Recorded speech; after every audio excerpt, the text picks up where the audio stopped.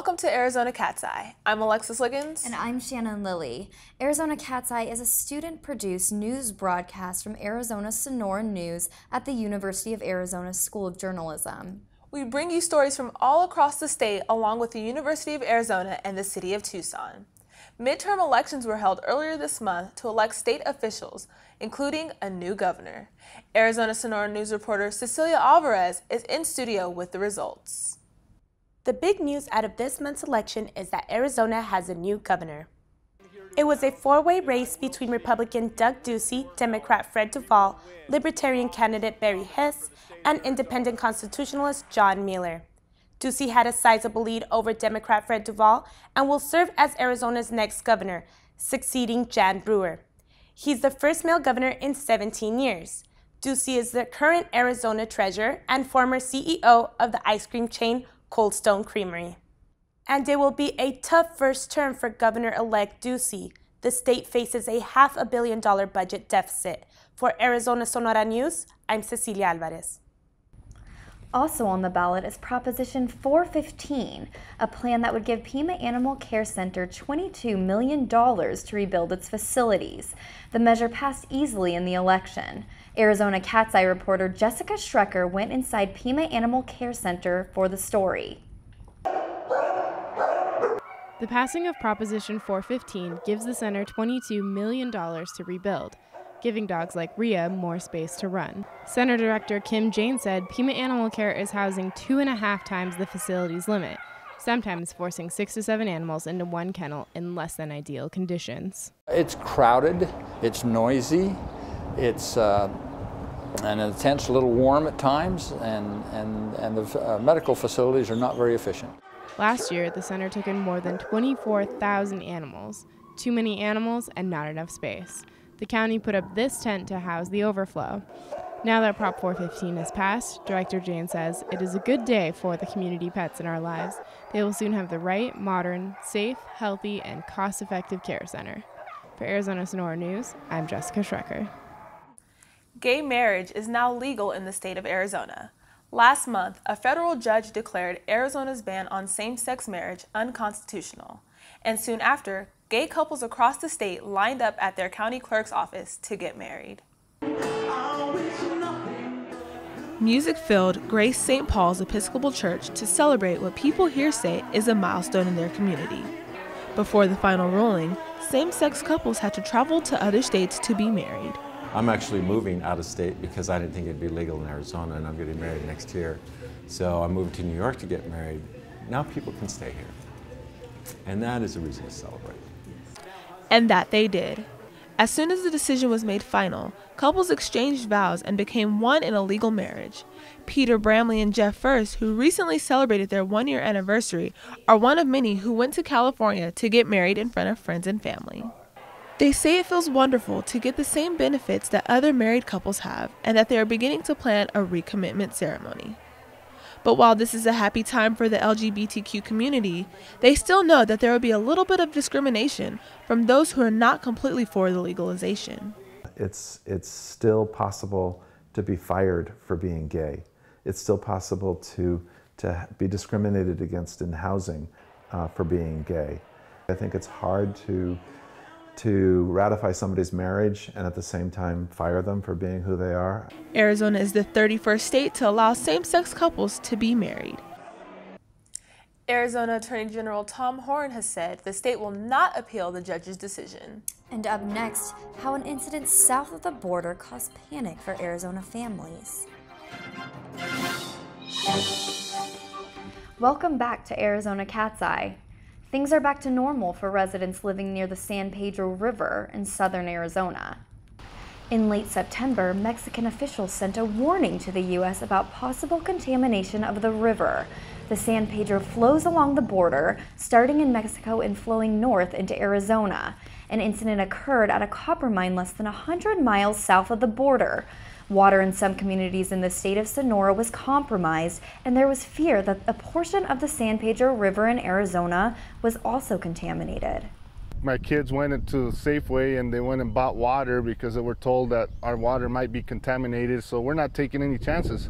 The International Water Boundary Commission, which oversees the water treaties between the two countries, say there is no cause for concern because tests do not show any contamination on the Arizona side. It was a wet monsoon. Arizona got 11.3 inches of rainfall this year. The National Weather Service reported that Arizona has consistently fallen below the rainfall average for 12 years.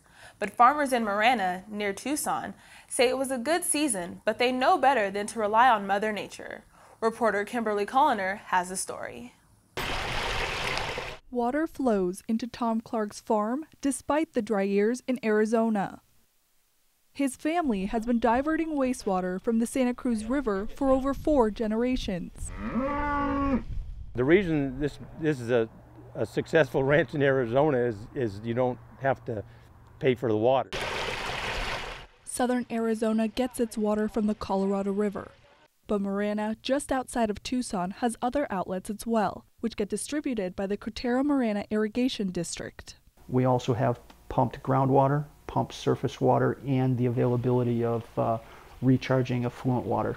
Tom and his family of farmers and ranchers are able to use this reusable water year-round. The water travels down through concrete-lined canals and into concrete-lined ditches on our farms, and it's brought in by the sandjeros that are working that day. For now, water is being redirected onto Tom's farm. But starting 2016, the Bureau of Reclamation predicts some of the most important reservoirs will have low water levels, and they will have low rations.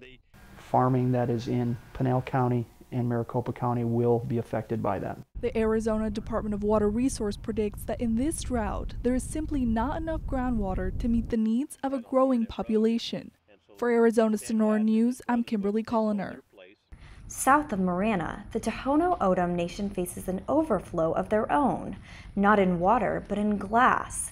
Kyle Matan traveled to Cells to find out where it's all going. Feels like gold, huh? Ah, stickers. For me, I just kind of find it soothing, right? To just continually just pick it up, and it becomes like if there's a lot of glass, but it's a time for meditation. Richard Pablo has picked up countless bottles in the desert surrounding Cells, a town west of Tucson on the Tohono O'odham Reservation. The work is tedious, but he doesn't mind.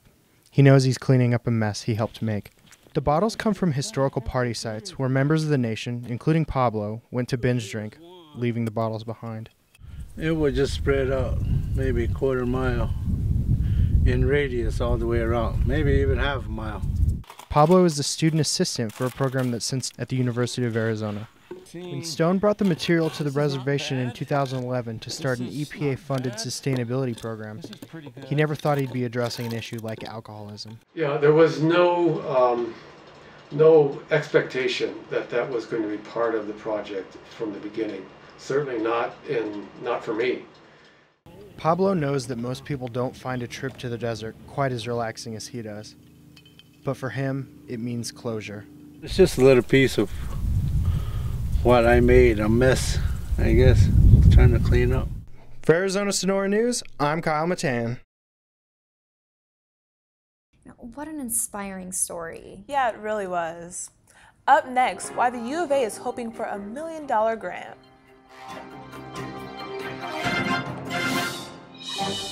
Welcome back. More than 2.2 million people with cardiac problems are diagnosed with atrial fibrillation, an irregular heartbeat. Researchers at the University of Arizona are working toward solutions for patients like Cam Empens, who has been a cardiac patient for 10 years. He has a defibrillator that regulates his heartbeat, and researchers say devices like these, which include an amniotic patch, are saving lives. I passed out, and my defibrillator shocked me as I was plowing down the chain link fence between the freeway and the frontage road. We started putting it on mice, and we found when we gave the mice heart attacks, they had preserved their heart muscle. Dr. Zane Kalpe created the amniotic patch and hopes the project will get a $1.2 million grant to keep helping patients like Empens. More news out of the university. Workers from the Institute for Civil Discourse are trying to lessen the stigma of mental health all over the U.S. The Institute for Civil Discourse at the University of Arizona launched the Text, Talk, Act campaign to expose people to the signs of mental health. 3/4 of mental health problems actually present themselves before the age of 24. And so young people especially need to be having this conversation. So that was how Text Talk Act was born. You know, it used to be where somebody was way more open about maybe like a terminal medical condition than they are about having like maybe bipolar or schizophrenia. And then you have on one hand something that's not treatable and something that's really treatable, but it's just we're scared to address it. The campaign started in Tucson and is now working its way across the country. You know, I really think this is important not just for kids, but for everyone to be aware of. Yeah, the fact that it's actually leaving from Tucson and is able to go and reach other people, I think that's a really great thing. It is. Yeah. And don't go away, we've got a new baby elephant to show off at Reed Park Zoo coming up next.